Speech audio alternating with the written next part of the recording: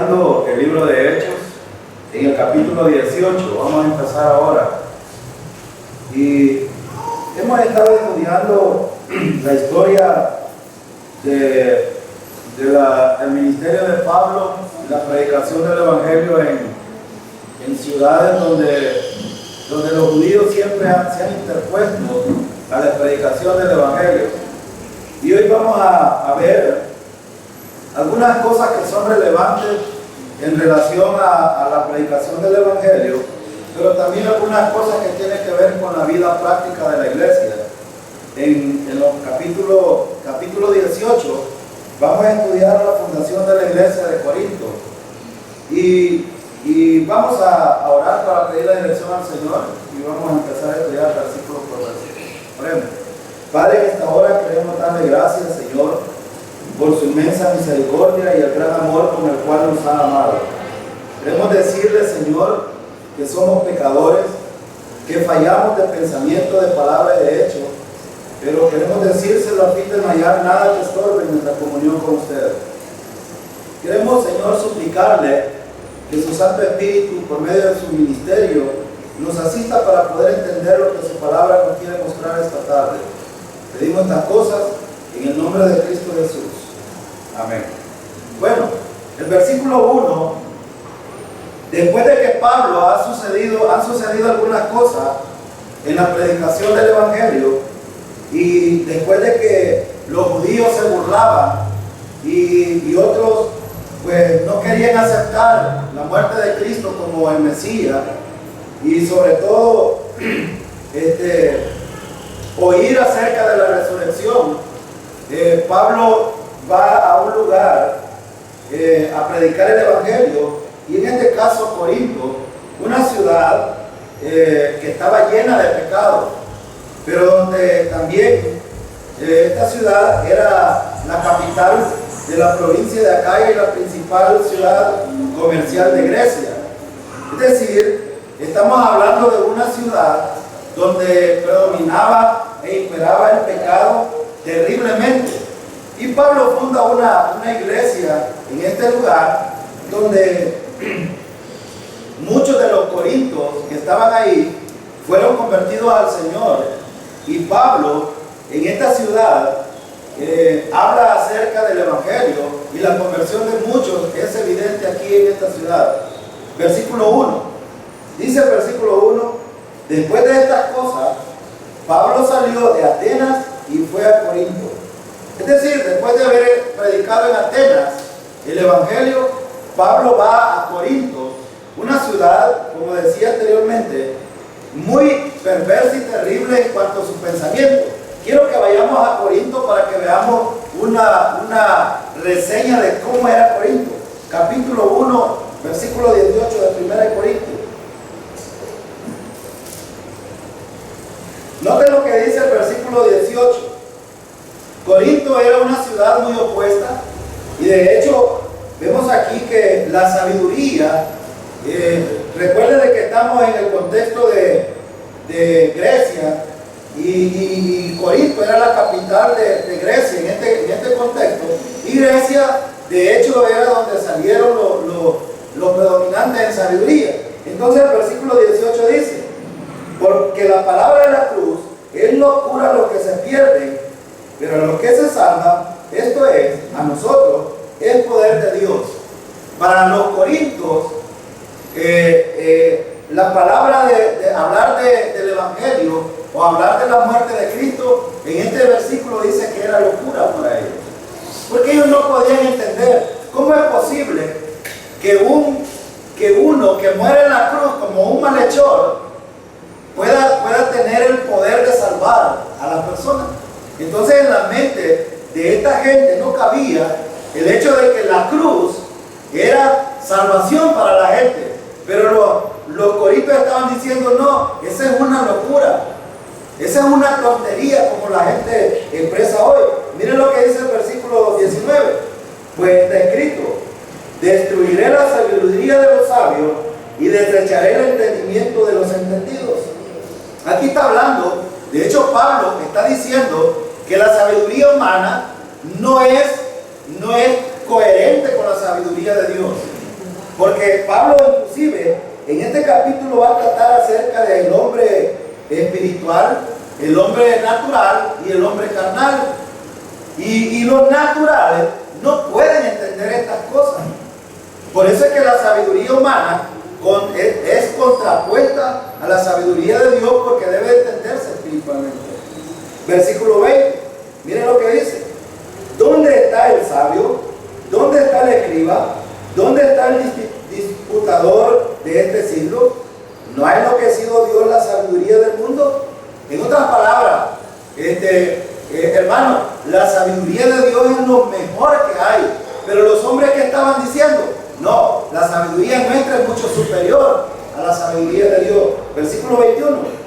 Pues ya que la sabiduría de Dios, el mundo no conoció a Dios, mediante la sabiduría agradó a Dios salvar a los creyentes por la locura de la predicación. ¿Cómo le llama Pablo a la predicación de la cruz aquí o el Evangelio? Locura de la predicación, porque para esto, sabio de Corinto, la predicación del Evangelio era una locura. Pero Pablo dice aquí, pues ya que la sabiduría de Dios, el mundo no conoció mediante la sabiduría, no conoció a Dios mediante la sabiduría, agradó a Dios salvar a los creyentes por la locura de la predicación. Es decir, el hombre no puede conocer a Dios por su propia sabiduría, necesita de la sabiduría de Dios. Entonces, versículo 22, miren lo que dice. Porque los judíos piden señales y los griegos buscan. Ahora, ¿en dónde estaba el enfoque de los corintios aquí? En la sabiduría del hombre. Pero Dios dice, esa sabiduría no sirve de nada.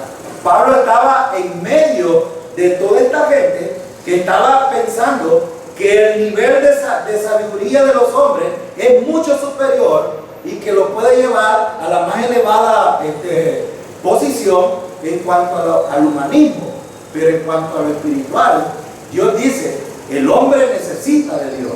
Ahora, el versículo 23 dice, pero nosotros predicamos a Cristo crucificado, para los judíos ciertamente tropezadero, y para los gentiles locura.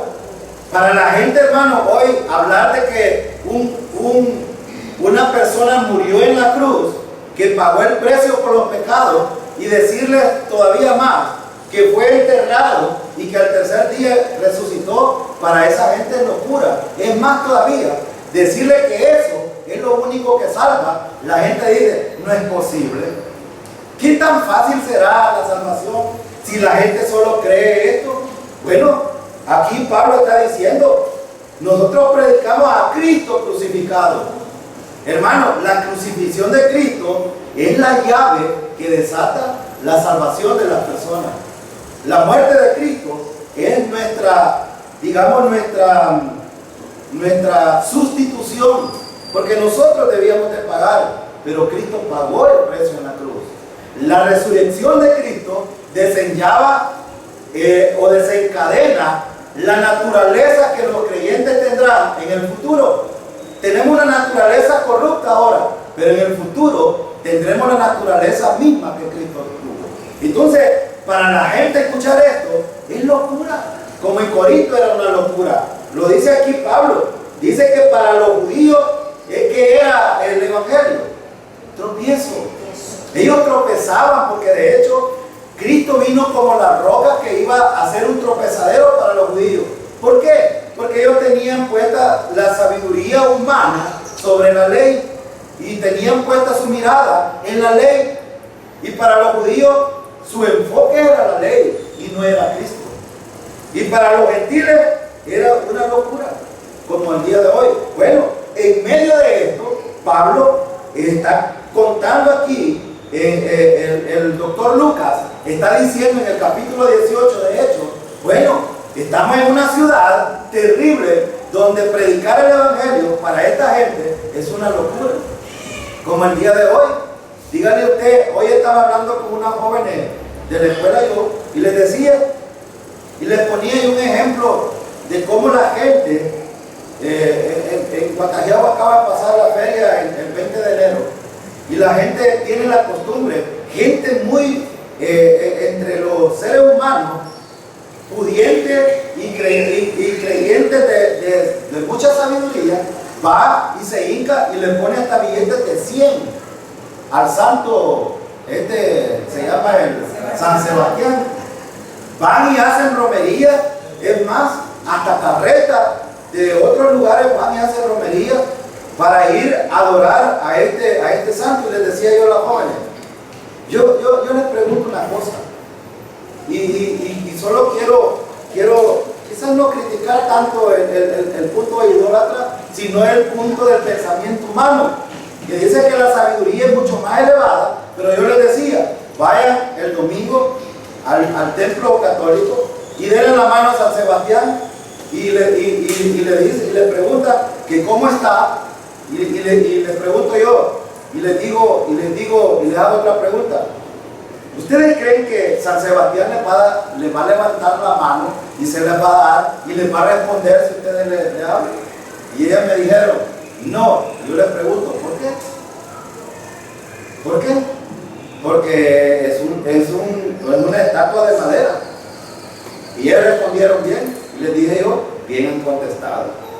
Es una estatua de madera, y por lo tanto, ella nunca va a responder porque es algo que está muerto. Sin embargo, cuando nosotros buscamos a Cristo, Cristo está vivo porque no se quedó en el sepulcro. Cristo resucitó. Y yo les hacía la comparación de esto. Y él decía, es que nosotros las personas somos tontos. Esta expresión fue la que me dijo una joven ahora. Y le digo yo, bueno, somos insensatos quizás, le dije yo, que es la misma palabra. Pero el punto es que la gente cree muy sabia, pero hace cosas que son tonterías. Pero ellos le llaman sabiduría a eso, y le llaman locura a la predicación del Evangelio. ¿Ven cómo la gente está perdida? Pues precisamente esto es lo que estaba pasando también en Corinto. Y por eso traje a la memoria el pasaje del capítulo 1, versículo 18 al 33. Entonces, después de que Pablo estuvo en Atenas y tuvo mucha persecución, bueno, ¿cómo terminó los versículos anteriores? El versículo 34 dice, mas algunos creyeron juntándose con él, entre los cuales estaban Dionisio y Areópagita, una mujer llamada Damaris, y otro con ellos. Pero ¿qué pasaron con otros? Se burlaron y quisieron altercar contra Pablo. Ahora, noten ustedes, ¿por qué la gente entonces se convulsiona tanto cuando oye el mensaje del Evangelio? Bueno, hay propósitos claros, y cuando nosotros estudiamos Hechos, necesitamos recordar, uno de los principios fundamentales es que Dios es soberano. Y de hecho, cuando Pablo va a un lugar y sale de ese lugar y va a otro lugar y presenta el Evangelio, hay convertidos, y después de una trifulca va a otro lugar y presenta el Evangelio, porque Dios tiene un propósito dentro de todo eso. Entonces, veamos el versículo 2. Miren lo que dice. Y halló a un judío llamado Aquila, natural del Ponto, recién venido de Italia, con Priscila su mujer, por cuanto Claudio había mandado que todos los judíos salieran de Roma, fue a ellos. Ahora, si ustedes se preguntan, de hecho esta es una historia que nosotros estamos volviendo a recordar acerca de lo que sucedió con los hechos del Espíritu Santo, y en este contexto Pablo se encuentra con dos personas que son muy importantes para él. Y aquí quiero enfocar algo importante. Dios no hace las cosas, hermanos, solo por hacerlas. Fíjense que ¿dónde estaba este judío llamado Aquila y la esposa que se llamaba Priscila, su mujer? En Italia. ¿Y qué estaba pasando en Italia? Estaban echando a los judíos. Los judíos estaban siendo perseguidos. Y estos, noten la expresión al final del versículo 2, fue a ellos. ¿Quién fue? Fíjense que Pablo se da cuenta que estos dos vienen a Corinto, y no ellos buscan a Pablo, sino Pablo los busca a ellos. Ahora pregúntense ustedes, hermano, ¿por qué será así?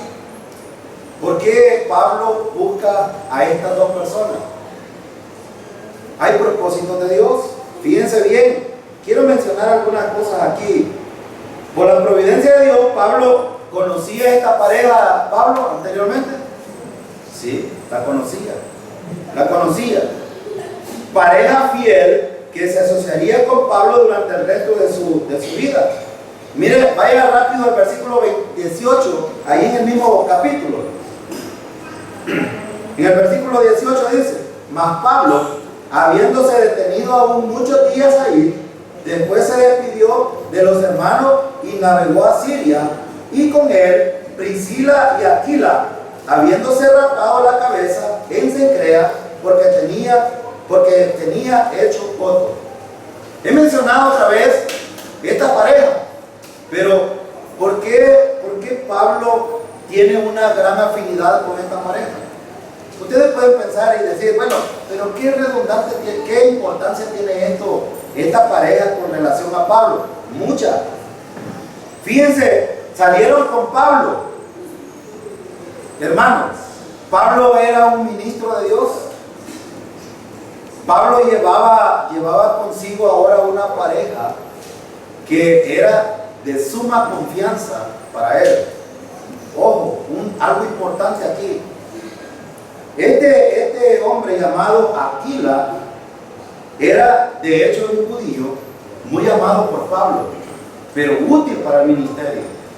Y Priscila, que es la esposa, Pablo, si ustedes notan, Pablo no tenía nada en contra de las mujeres aquí en el ministerio.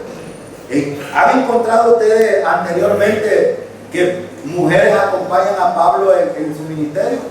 No, esta es la primera vez que una mujer acompaña a Pablo en su ministerio. Pero quiero mencionarles algo importante. Miren el concepto que Pablo tenía de esta pareja. Fíjense bien, vaya a Romanos capítulo 16. Romanos 16, versículo 3 al 5.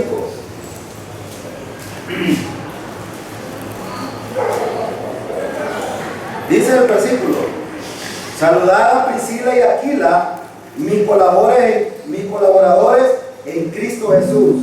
¿Quiénes eran ellos? Colaboradores de Pablo. ¿Eran útiles para el ministerio? Sí. Es decir, lo que quiero traer a la memoria aquí es que Dios es tan soberano que hace una trifulca allá en Italia con el emperador. Estos hombres van a Corinto y son útiles para el ministerio con Pablo. Versículo 4, miren qué dice: que pusieron su vida por mí, a los cuales no solo yo doy gracias, sino también todas las iglesias de los gentiles. Hermanos, ¿eran reconocidos estos por todas las iglesias de los gentiles? Sí. Qué importante, hermano. Yo quiero hacer aquí hay un reto para nosotros. ¿Cuántos de los creyentes están siendo reconocidos por otros creyentes por su testimonio, por su fidelidad y por su buen servicio al Señor? ¿O están siendo reconocidos por sus malas conductas? ¿Cuántos? Vean estos hombres, esta pareja no solo ayudó a Pablo. Recuerdan de que esta pareja ayudó a Pablo a huir una vez para que no lo mataran. Esta fue la pareja que ayudó a Pablo, y por eso Pablo dice que pusieron su vida por mí. Ahora, ¿cuántos de ustedes están dispuestos a poner la vida por otro hermano? Algunos de nosotros somos tan perversos que quisiéramos hasta darle una cachetada, una patada a lo mejor a nuestro hermano, en vez de amarlo y considerarlo. Nuestras conductas son tan perversas que a veces, hermanos, no escatimamos en dañar al hermano. Y noten aquí, por eso traje a la memoria esto, porque la conducta de un creyente que deje de dejar huella. Pregúntese usted, ¿cuál es la huella que usted ha de dejar en su vida cristiana al paso de la vida cuando usted parta de este mundo?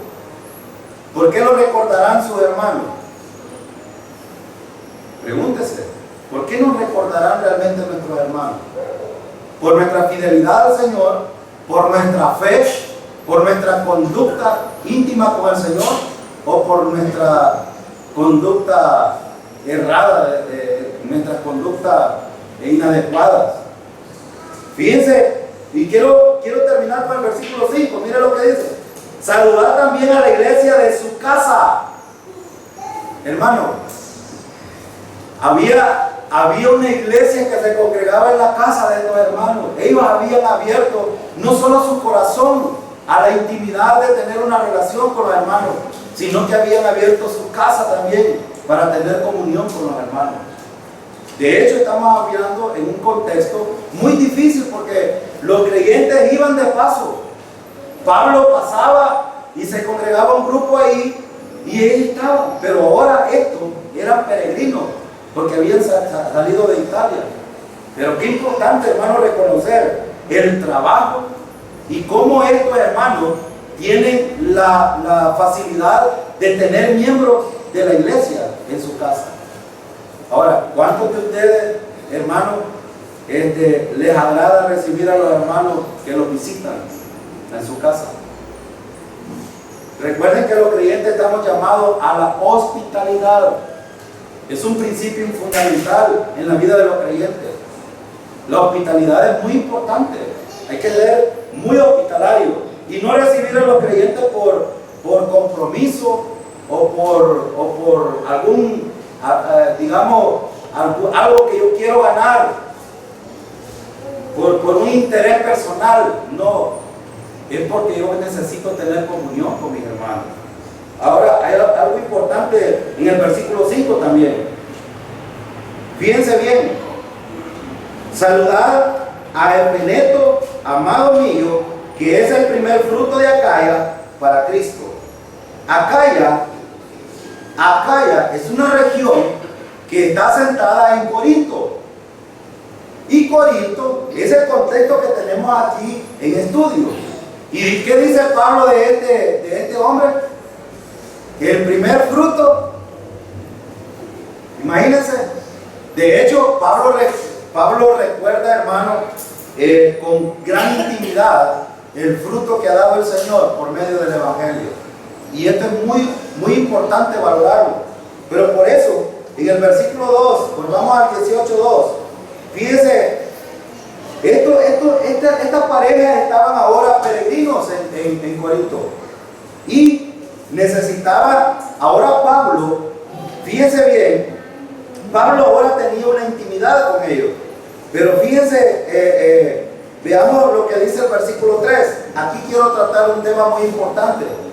Porque a veces podemos pasar la historia, pero es importante hacer aclaraciones en algunos puntos precisos que se tratan en los pasajes. Versículo 3, miren lo que dice. Y como era del mismo oficio, se quedó con ellos y trabajaban juntos, pues el oficio de ellos era hacer tiendas. Muy bien, quiero detenerme un poquito aquí en este asunto, porque a veces preguntamos nosotros, bueno, yo quiero hacer una pregunta. ¿Ustedes saben por qué se le debe de pagar a un pastor? Hermano, ¿saben ustedes por qué esta iglesia tiene un pastor y se le paga a un pastor? ¿Saben eso ustedes? ¿Realmente? Ahora, ¿saben que Pablo era, a pesar de que era un ministro de Dios, trabajaba con sus propias manos para ganar el sustento? Pero hay dos cosas importantes aquí que necesitamos ver en este asunto. Fíjense bien, yo no sé cuántos están interesados interesados en este tema de acerca de por qué es que la iglesia debe de sostener al pastor en este sentido. Y yo voy a dar algunos versículos clave en cuanto a este asunto. Fíjense bien, Pablo en el versículo 3 dice de que tanto con Aquila eran del mismo oficio y juntos se pusieron a trabajar. Pero hay un principio importante que necesitamos aprender aquí. Pablo era judío, sí, era judío. Aquila era judío, sí. Y saben, en la cultura judía, un joven que no es enseñado en un oficio es considerado como como un hombre ocioso y dispuesto al ladronismo, al asesinato y a otro tipo de cosas. Es decir, los rabinos son tan, o los judíos son tan, ¿cómo diría yo en este asunto? Son diligentes en enseñarle a sus hijos a trabajar desde temprana edad. Y tenemos el ejemplo de Jesús. ¿Cuál era el oficio de Jesús? Carpintero. Jesús no fue ocioso. Ahora yo pregunto, hermano, ¿cuántos de sus hijos saben hacer un oficio hoy? Las jóvenes ya pueden, aunque sea, voltear los huevitos y hacer algunas no. Ojo con los que tienen niños pequeños, enséñenles a trabajar a sus hijos. No les enseñen las ociosidades que enseña el mundo. Allá el mundo les ha enseñado a chatear, a estar mandando mensajes por el teléfono. Eso es lo que enseña el mundo. Pero los creyentes deben de enseñar principios fundamentales para la vida también. Ahora nos han metido a nosotros en la escuela que necesitamos enseñar aprendizaje significativo a los jóvenes. Pero si en la casa no les enseñan ni a lavar, ni a trapear, ni barrer, ni hacer nada, pues, entonces, ¿qué creen ustedes que estamos haciendo nosotros en la escuela? Ahora, este es un principio importante. Los creyentes no deben de ser así. Hermano, el oficio que había aprendido Pablo, ¿quién creen ustedes que se lo enseñó? Su padre. No aprendió de su padre. Entonces, hermano, yo traigo este tema por algo importante. Fíjense bien, entre la cultura judía, el trabajo manual era glorificado por los judíos. Los judíos veían bien, con buenos ojos, cuando un joven aprendía a trabajar. Ahora Pablo trae este tema aquí porque va a hablar en el contexto de los corintios. Y sabe que Pablo toma el tema en 1 de Corintios en el sentido de que él no quiere ser estorbo en no agarrar dinero es decir, la iglesia tiene la responsabilidad de sustentar al siervo de Dios. Pero Pablo no tomó dinero de ellos, sino que trabajó para sostenerse, por no ser gravoso al ministerio. Yo no sé cuántos de ustedes han sido gravosos en el sentido, por ejemplo, de pensar en cuanto al salario del pastor. Hace 2 años, yo recuerdo, o hace 3, no sé, yo propuse un aumento para el pastor.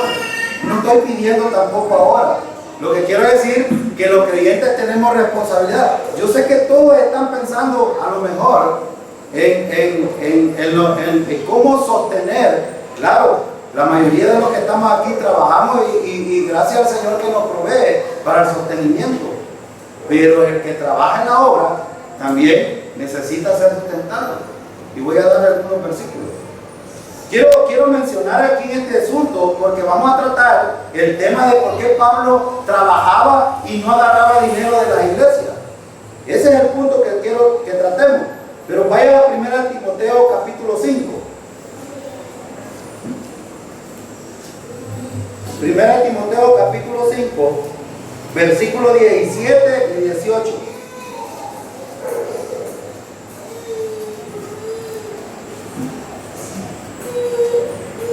Versículo 17. Los ancianos que gobiernan bien sean tenidos por dignos de doble honor, mayormente los que trabajan en predicar y enseñar. Quiero aclarar el asunto aquí de sean tenidos por dignos de doble honor. ¿Qué quiere decir este doble honor? En el griego quiere decir 2 cosas: respeto, pero también que se le sustente. Es decir, la iglesia tiene la responsabilidad de aquellos que predican y que enseñan. Noten que lo que dice los ancianos está bien hablando del pastor. Dice mayormente los que trabajan en predicar y enseñar. ¿De quién es la responsabilidad entonces de sostener al pastor? La iglesia. La iglesia tiene la responsabilidad. Versículo 18. Pues la Escritura dice, y aquí está el principio: no pondrá bozal al buey que trilla, y digno es el obrero de su salario. Hermano, ahí estoy hablando de este punto porque hay iglesias tan terribles que le retienen el salario a los pastores hasta por 6 meses para desesperarlos, porque no tienen ni el valor ni la suficiencia moral de decirle: ya no lo queremos ver aquí. Hay muchas iglesias hoy en día que están siendo manejadas de una manera incorrecta, con un autoritarismo que no conviene, y que tratan este tipo de cosas. Cuando quieren echar al pastor, no le pagan y lo echan. Al fin y al cabo, se les espera. Conozco a varios pastores. Recientemente, a un pastor que conozco, que estudió en el Instituto Bíblico, fue echado de la iglesia en Santiago de María. Fue echado. No le tuvieron ni siquiera respeto, no le tuvieron ni siquiera valoraron el trabajo que este pastor estaba haciendo, y lo echaron de la iglesia. Esto es lo que hace la perversidad de las directivas dentro de la iglesia. Hermano, el obrero que trabaja es digno de su salario, y la iglesia tiene la responsabilidad de sustentar este asunto. Ahora, vaya a 1 Corintios capítulo 9. Aquí hay otro asunto importante. Pablo trata en 1 Corintios este asunto debido a lo siguiente, y es lo que quería aclarar. Capítulo 9, versículo 10 al 14. Miren lo que dice Pablo: pues lo dice enteramente por nosotros, pues por nosotros se escribió, porque con esperanza debe arar el que ara, y el que trilla con esperanza debe recibir del fruto. ¿A qué se está refiriendo Pablo aquí? ¿Cuál es la esperanza que dice Pablo aquí? El que trilla tiene la esperanza de que al final, de la cosecha. ¿Y cuál es la cosecha de un obrero? Su salario. Su salario. Versículo 11. Si nosotros sembramos entre vosotros lo espiritual, es gran cosa si segaremos de vosotros lo material. Miren la pregunta que hace Pablo aquí: si nosotros sembramos entre vosotros lo espiritual, ¿es gran cosa si segáramos de vosotros lo material? Pablo pone en contraste dos cosas aquí. Pablo dice: si nosotros trabajamos en lo espiritual, ¿no tendríamos derecho a lo material? ¿A qué está refiriendo Pablo aquí? Al salario. Versículo 12. Si otros participan de este derecho sobre vosotros, cuanto más nosotros, pero no hemos usado de este derecho, sino que lo soportamos todo, por no poner ningún obstáculo al Evangelio de Cristo. ¿Por qué Pablo dice este asunto aquí? Que él no puso obstáculo a la iglesia de Corinto específicamente de recibir dinero. ¿Por qué? Por amor al Evangelio. Dice, por no ser, el versículo dice, sino que lo soportamos todo por no poner ningún obstáculo al Evangelio de Cristo. Porque Corinto tenía muchas cosas perversas en este sentido. Y Pablo dice: nosotros tenemos derecho de que ustedes nos sustenten, pero nosotros por eso trabajamos con nuestras manos y no queremos ser gravosos ni ser obstáculos para predicar el Evangelio. Es decir, dos cosas quiero mencionar aquí. Pablo, de predicar el Evangelio, trabajaba diariamente en su oficio como si no tuviera otra ocupación. Pero Pablo enseña que los que predican el Evangelio deben de vivir del Evangelio. Eso es lo que está diciendo Pablo. Ahora, ¿por qué usted puede decir, bueno, hermano, ¿y por qué se salió allá del tema que tenemos en Hechos y trae este tema? Porque precisamente Pablo está en Corinto y Pablo va a decir: yo estoy trabajando, porque hay otro principio importante. Explica su razón en 2 Corintios 11:12, en el sentido de que, por ejemplo, para sustentarse a sí mismo y a los que estaban con él, Pablo tenía que trabajar y no ser gravoso al evangelio. Entonces hay dos cosas importantes aquí. Pablo, cuando hay problemas, en que la gente tiene problemas en el salario de los pastores, entonces muchos de los pastores que hacen se ocupan de su trabajo y descuidan la parte espiritual. Pero Pablo no hizo esto. Hay dos principios importantes aquí. Pablo trabajaba con sus manos para sustentarse, pero se dedicaba también al ministerio. El otro principio es que la iglesia tiene la responsabilidad de sustentar al que enseña y pastorea la iglesia. Ahora regresemos a Hechos otra vez. Y dije esto por lo siguiente, por lo que vamos a ver a continuación. Mire lo que dice el versículo 4. Versículo 4. Y discutía en la sinagoga todos los días de reposo y persuadía a judíos y a griegos. ¿Cuáles creen ustedes que eran las discusiones que tenían en la sinagoga? ¿Qué creen ustedes cuáles eran las discusiones de Pablo en la sinagoga? ¿Qué discutía? ¿Discutía su salario? No, Pablo no discutía eso. Por eso trabajaba. Dice que durante los 5 días trabajaba y el día de reposo iba a la sinagoga. Ahora quiero decir algo importante. El hecho de que Pablo iba el 7º día a la sinagoga a discutir asuntos doctrinales con los judíos no significa de que Pablo y los cristianos deben de guardar el sábado. Porque de aquí toman los sabatistas para decir de que aún Pablo el día sábado lo guardaba e iba a la sinagoga. No es cierto. Pablo no hacía esto por decir porque quería guardar el sábado, sino lo hacía porque era el día que los judíos estaban reunidos y era el momento propicio para discutir los asuntos de la doctrina del evangelio. ¿Y cuál era la discusión de Pablo? ¿Recuerdan cuál era el problema de los judíos? El asunto de la ley, pero el problema que Pablo predicaba y que les metía en problemas a los judíos, ¿cuál era? Lo traemos desde el capítulo 2 para acá. El problema, la resurrección. ¿Creían los judíos la resurrección? La mayoría no. Y cuando Pablo les discutía acerca de estos asuntos, ellos decían no. Es como que le diga, ya viene la cuaresma que le llaman los católicos, y ellos hacen una semana un sinfín de actividades que las hacen, y digo yo, ellos deberían de ser todavía más creyentes que nosotros, porque viven esos asuntos. Pero hermano, la fe no tiene que ver con acciones como ese tipo. La fe tiene que ver con algo que yo no veo. Ellos lo ven y lo hacen y lo escenifican, pero no lo creen. Ese es el punto. Los judíos tenían un problema.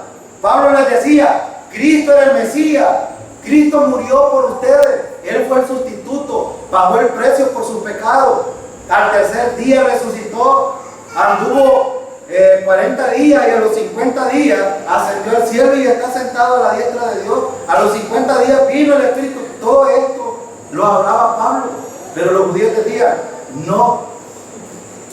Ellos decían no.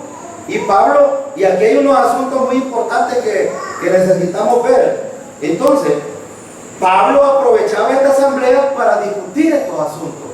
Pablo discutía el evangelio con ellos. Miren versículo 5.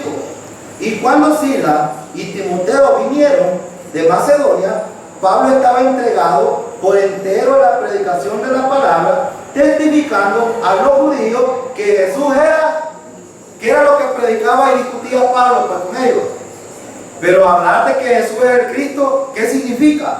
Bueno, primero, Pablo no solo les hablaba de lo que había sucedido con Cristo, que lo habían crucificado, que lo habían llevado ante los gobernantes, que lo habían matado, que lo habían enterrado, que había resucitado. Pablo no solo hablaba esto, Pablo iba al Antiguo Testamento también. ¿A dónde habla acerca del Mesías en el Antiguo Testamento?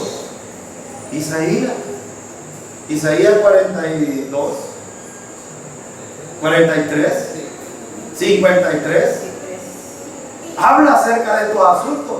Pero él discutía que Cristo era el Mesías, pero ¿cuál era el problema de ellos? Bueno, el problema de ellos era muy grande. Cuando Timoteo llegó a Corinto, fíjense bien, Pablo estaba muy animado por las buenas noticias que Timoteo trajo y pronto escribió la primera carta de Tesalonicenses en este contexto que estamos ahorita. Pero hay un asunto importante que necesitamos ver.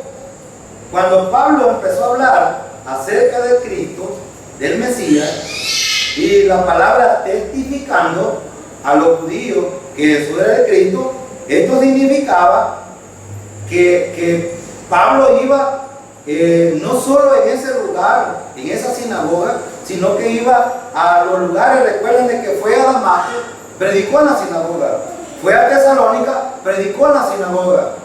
De la misma manera testificó los otros apóstoles como lo hicieron en el día de Pentecostés. Ahora, pero aquí estaba el asunto, y esto es muy importante que lo entendamos nosotros ahora. Versículo 6, miren lo que dice: pero poniéndose y blasfemando esto, les dijo, sacudiéndose los vestidos, vuestra sangre sea sobre vuestra propia cabeza, yo limpio, desde ahora me iré a los gentiles. Quiero detenerme un poquito en este versículo, porque hay cosas muy interesantes en este versículo. Número 1, ¿se opusieron los judíos en la sinagoga, hermano? Sí, se opusieron.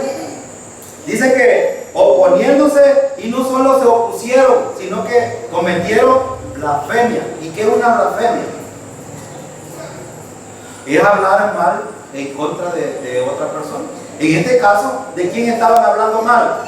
¿De Pablo? No, de Cristo estaban diciendo mal. Y yo me imagino, aunque aquí no lo dice, ellos estaban diciendo lo mismo que Jesús les dijo a los judíos, cuando recuerdan que dijo Jesús, todo pecado es perdonado en el cielo y en la tierra. El único pecado que no es perdonado es la blasfemia contra el Espíritu. Y Pablo aquí dice algo interesante. Fíjense lo que dice: entre más éxito, hermano, y aquí hay algo importante, entre más éxito tenga el Evangelio, más oposición habrá entre sus enemigos. Y esto tiene que aprender usted que predica el Evangelio. Si usted es un predicador del Evangelio, déjeme decirle que entre más éxito vaya teniendo la predicación del Evangelio, más oposición va a haber. Pero necesitamos angustiarnos por esto, desesperarnos por esto. No, miren lo que dice Pablo. ¿Qué les dijo Pablo? Miren lo que dice. Les dijo, sacudiéndose los vestidos. ¿Qué significaba esto entre los judíos? Bueno, estaba leyendo algunos comentaristas, dicen que es la misma acción que hizo Pilato, pero tiene una semejanza, pero no es lo mismo. ¿Saben qué es lo que estaba diciendo Pablo aquí? El polvo, cuando los judíos entraban a una ciudad, las sandalias se llenaban de polvo, y recuerden que los vestidos de ellos eran largos, no eran cortos, eran túnicas pues, y usaban una capa larga, y ellos se empolvaban debido eran polvaredas las que habían ahí. Entonces Pablo usa esta figura para decir una cosa importante, y aquí, hermanos, es lo que necesitamos aprender, es un principio importante. ¿Quiénes eran los responsables ahora después de que Pablo les enseñó acerca del Mesías, del Cristo? Los judíos. Es lo mismo cuando usted le predica el Evangelio a alguien y no lo quiere creer. ¿Es responsable usted? La responsabilidad la tiene si no lo ha hecho. Pero si ya lo presentó el Evangelio, no se preocupe, porque usted ya salió de su responsabilidad. Y Pablo está diciendo, sacudiéndose sus vestidos, Pablo dice, yo ya terminé con mi responsabilidad con ustedes.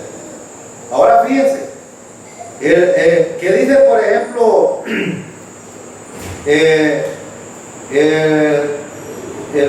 Mateo 10:14? Vaya a Mateo 10:14 conmigo rápido.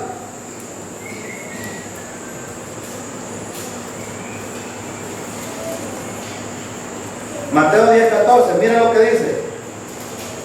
Y si alguno no recibe ni oyere vuestra palabra, salir de aquella casa o ciudad y sacudir el polvo de vuestros pies. Ahora, Pablo estaba aplicando este principio que el Señor enseñó. El Señor les dijo, si ustedes yendo predican la palabra y no les ponen importancia y no les creen, es más, el versículo dice, ni oyeren vuestras palabras. Primero dice, si no recibieren, es decir, si no reciben la palabra y no la oyeren, entonces ¿qué les dice el Señor? Salgan de ahí, sacúdanse. ¿Pero en señal de qué? Es lo mismo que está diciendo Pablo aquí. ¿En señal de qué? Pablo estaba haciendo esto en señal de que ya no era responsabilidad de él lo que sucediera con ellos. En el sentido que, por ejemplo, Dios no quiere que seamos indiferentes hacia los que rechazan su palabra, y esto es verdad. Nosotros no debemos de ser indiferentes, pero tampoco es nuestra responsabilidad, después de haberles hablado el Evangelio, si ellos no la reciben, no la oyen o no la creen. Hermano, y este es un principio importante que necesitamos entender. Fíjense bien, ¿por qué digo esto? Miren la otra expresión que dice en el versículo 6. Dice, vuestra sangre sea sobre vuestra propia cabeza. ¿Por qué Pablo dice esto? Porque el que no creyere, ¿qué dice Marcos capítulo 16, versículo 16? El que no creyere será condenado. Entonces Pablo le está diciendo, ya no es mi responsabilidad, su sangre es responsabilidad de ustedes. Si ustedes perecen por su falta de credulidad, por incrédulos. Entonces Pablo había hecho todo lo posible por enseñarles el Evangelio, pero ellos rechazaron el Evangelio. Ante Dios, ahora Pablo ya no era responsable por su condenación espiritual. De hecho, Pablo les dice, vuestra sangre sea sobre vuestra propia cabeza. ¿Y por qué les dice vuestra propia cabeza? Porque ¿cuál era el problema de los corintios y de los judíos que estaban ahí? ¿Recuerdan lo que vimos al principio? ¿Cuál era el problema de los corintios? La sabiduría. Ellos creían que eran sabios y que con lo que estaban haciendo era suficiente para ellos. Es lo mismo que sucede hoy cuando usted predica el Evangelio y la gente le dice, no puede ser tan fácil, necesitamos hacer algo. Cuando la gente dice necesito hacer algo, está diciendo que su sabiduría es mucho mejor que la sabiduría de Dios. Así de sencillo. Entonces, cuando usted predica el Evangelio y habla específicamente del sacrificio, de la obra clavada de Cristo en la cruz, y la gente no cree, ya no es su responsabilidad, es responsabilidad de las personas. Si ahora la gente que usted le predica que Cristo es el sustituto, que Él pagó de una vez y para siempre por sus pecados, y la gente no quiere creer, ya no es su responsabilidad, es responsabilidad de Él. Aunque nos duela, hay muchos de nuestros familiares que les predicamos y no quieren creer. Dicen, no, necesito hacer algo, necesito esto, yo debo de hacer esto. Pero la Biblia dice lo contrario. Dice que Él ya lo hizo todo en favor de nosotros. Entonces, por eso en el versículo termina diciendo, Pablo dice, yo limpio. ¿Qué está diciendo Pablo con esto? El siervo de Dios, hermano, cuando predica el Evangelio, y predica el Evangelio tal y como Dios lo ha establecido, que Cristo murió por nuestros pecados, que fue sepultado y resucitó al tercer día, conforme en la Escritura, y esto es suficiente, y la gente no lo cree. Pablo dice, yo soy limpio de que ustedes perezcan. Ahora aquí es muy importante, la responsabilidad de creer o no creer, de salvarse o no salvarse, es de la gente. No es de ninguno de nosotros. Es más, Dios por eso ya hizo la obra redentora. Que dice Juan capítulo 3, versículo 18. El que en Él cree no es condenado, Pero el que no cree, ya ha sido condenado. ¿Necesita esperar el futuro para condenarse? No, ya es condenado. Y no lo digo yo, lo dice Dios mismo. La palabra del Señor lo dice. Entonces la gente se condena por no creer, no por ser malo, no por ser pecador, no por ninguna otra cosa, sino por no creer que lo que Cristo hizo es suficiente para la salvación. Amén, hermano. Entonces este es el problema de la gente. Anteponen su sabiduría en vez de ver que la sabiduría de Dios es mucho mejor, porque es de provecho para las personas. O no es de provecho saber, hermano, que si Cristo fue sustituto nuestro y nos ha mandado al cielo, nos sacó del infierno y ahora estamos destinados al cielo, no es una ganancia para nosotros ahora. Amén, amén. Pero el que no quiere entender esto, lamentablemente va camino al infierno, solo por no creer que Cristo es el Salvador. Amén, hermano.